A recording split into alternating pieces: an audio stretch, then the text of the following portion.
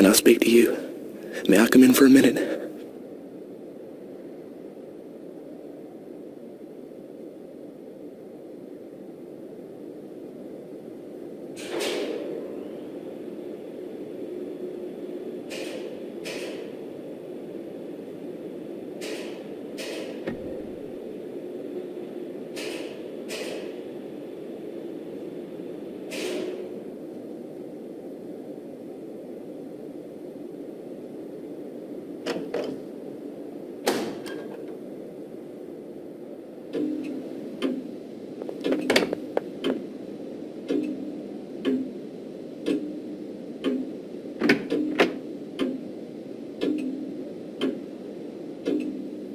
Is the door locked?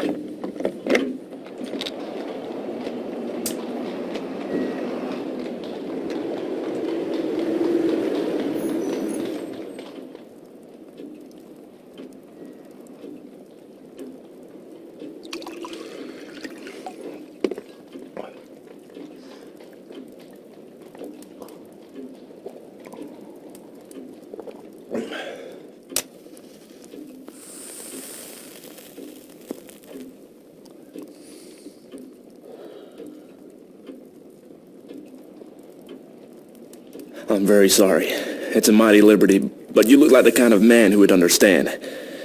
I've had you in my mind all this week when things got troublesome. Say, will you do me a good turn? I'll listen to you. That's all I'll promise. Pardon. I'm a bit rattled tonight. You see, I happen at this moment to be dead. What does it feel like?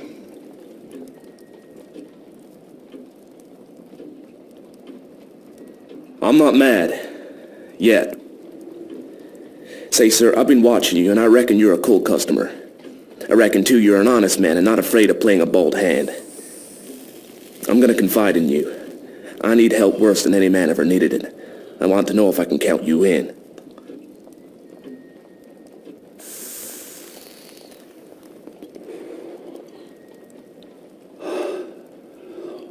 Get on with your yarn and I'll tell you.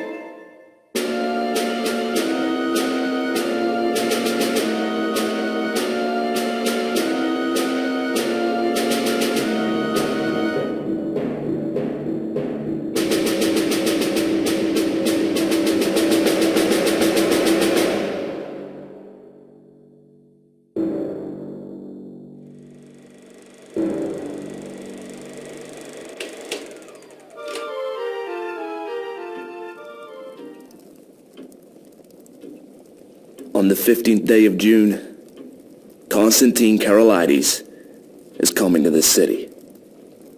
The British Foreign Office has taken to having international tea parties, and the biggest of them is due on that date. Now, Karolides is reckoned the principal guest, and if my friends have their way, he will never return to his admiring countrymen.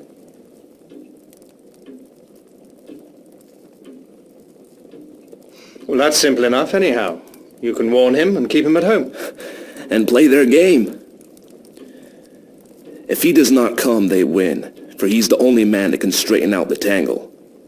And if his government are warned, he won't come, for he does not know how big the stakes will be on June the 15th.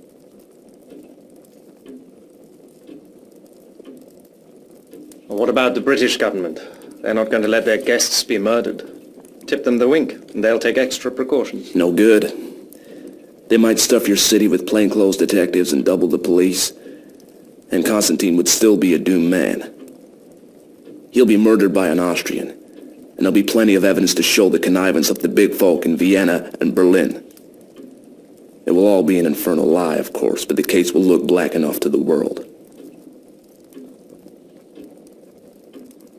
But it's not going to come off if there's a certain man alive right here in London on the 15th day of June. And that man is going to be your servant, Franklin P. Scudder.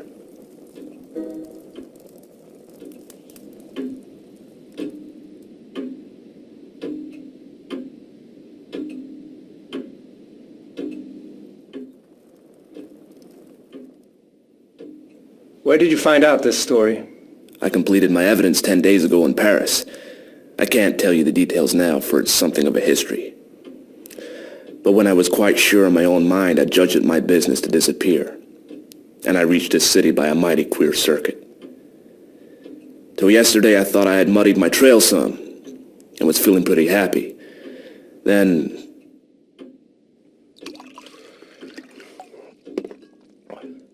I saw a man standing in the street outside this block. I used to stay close in my room all day, and only slip out after dark for an hour or two. I watched him for a bit from my window, and I thought I recognized him. He came in and spoke to the porter. When I came back from my walk last night, I found a card in my letterbox.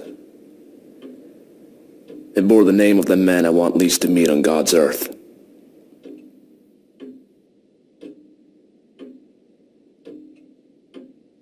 What did you do next?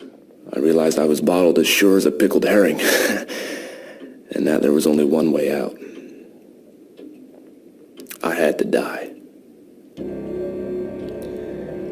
If my pursuers knew I was dead, they would go to sleep again. How did you manage it?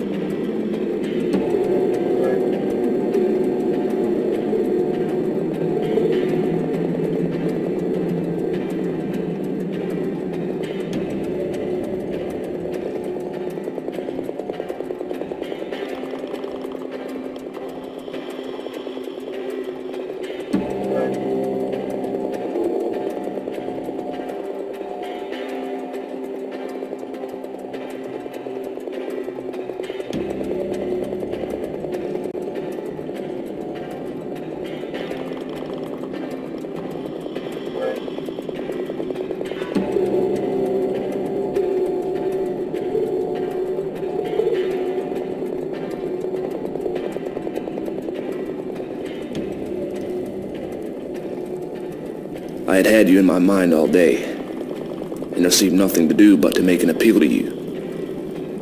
I watched from my window till I saw you come home, and then slipped down the stair to meet you.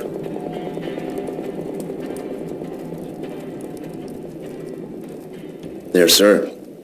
I guess you know about as much as me of this business.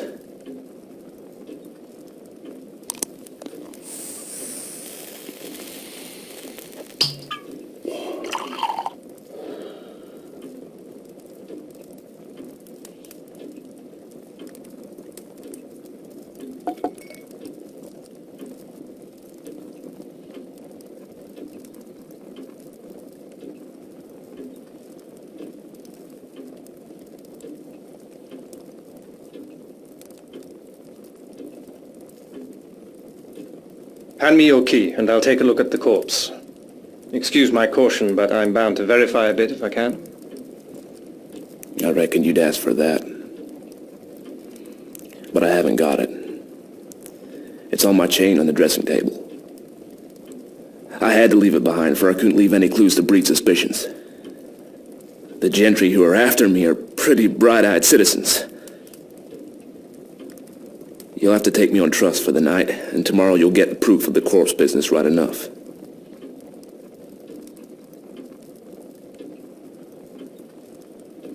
Right. I'll trust you for the night. I'll lock you into this room and keep the key. Just one word, Mr. Scudder. I believe you're straight. But if so be you are not, I should warn you that I'm a handy man with a gun. I haven't the privilege of your name, sir, but let me tell you that you're a true gentleman. Now, I'll thank you to lend me a razor.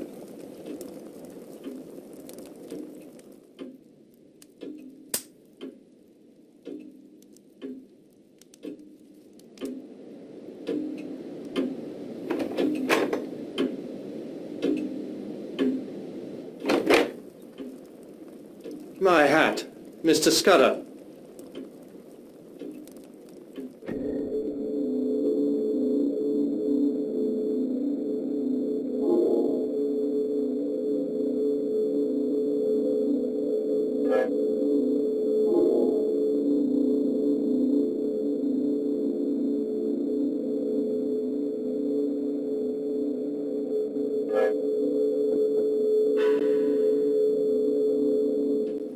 Not Mr. Scudder. Captain Theophilus Digby of the 40th Gurkhas. Presently home on leave. I'll thank you to remember that, sir.